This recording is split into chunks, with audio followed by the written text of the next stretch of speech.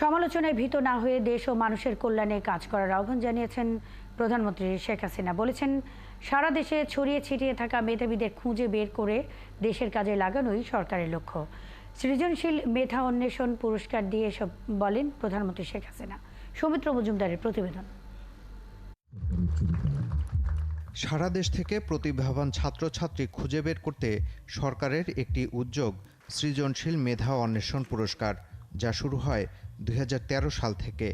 এবছর বঙ্গবন্ধু সৃজনশীল মেধা অন্বেষণ নামের দেশ সেরা মেধাবী পুরস্কার পেল মাধ্যমিক ও উচ্চ মাধ্যমিক পর্যায়ের ১৫ জন।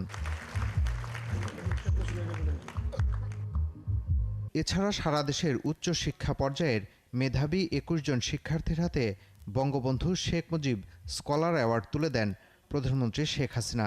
এখন জন্ম সনদ দিয়ে খোলো বিকাশ স্টুডেন্ট অ্যাকাউন্ট, নিজের বিকাশ নিজে কর।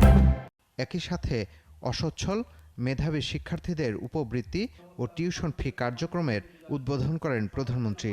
পুরস্কার পাওয়া মেধাবী এসব শিক্ষার্থীদের হীরের টুকরোর সাথে তুলনা করে প্রধানমন্ত্রী বলেন, তাদের দেশের কল্যাণে কাজে লাগানোই সরকারের লক্ষ্য।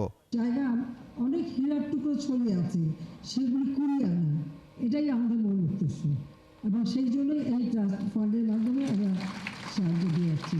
প্রধানমন্ত্রী বলেন, পরিবর্তনশীল বিশ্বের সাথে তাল মিলিয়ে চলতে শিক্ষা কারিকুলামও বাস্তবমুখী করা হচ্ছে। এসব নিয়ে সমালোচনায় গুরুত্ব না দেওয়ার পরামর্শ প্রধানমন্ত্রীর। মানে এমনভাবে শিক্ষার ব্যবস্থাটা করা যে আগ্রহ নিয়েই ছেলেমেয়েরা পড়বে, পরপর করতে হবে না বা ধরে পিটাতেও হবে না, নিজেরাই পড়বে, নিজেদের মধ্যেই সেই আকাঙ্ক্ষাটা থাকবে। আমরা সেই সিস্টেমটাই তৈরি করতে চাই। জানি অনেক সময় অনেক একটা পরিবর্তন আসলে অনেকেই নানা ধরনের কথা বলে, আর তাছাড়া ডিজিটাল বাংলাদেশ, সোশ্যাল মিডিয়া, যা মনে আছে সব সমালোচনা করতে পারলে তো খুশি। আমরা আবার বাঙালি পড়াচর্চায় খুব পছন্দ করি। শিক্ষামন্ত্রীকে বলছি এটা লিখলো ওটা লিখলো, আমরা ওটা লিখলো এটা লিখলে শুনবে না তো। নিজের মনের আত্মবিশ্বাস থাকতে হবে। বর্তমান প্রজন্মের হাত ধরে উন্নত স্মার্ট বাংলাদেশ গড়ে উঠবে। এই বাংলাদেশ এগিয়ে চলার বাংলাদেশ, বদলে যাওয়া বাংলাদেশ। এই বাংলাদেশ নিয়ে আর দুশ্চিন্তার আমার কিছু নেই। অসচ্ছল মেধাবী শিক্ষার্থীদের সহায়তায় বিত্তবানদের এগিয়ে আসার আহ্বান প্রধানমন্ত্রীর। সৌমিত্র মজুমদার, ৭১, ঢাকা।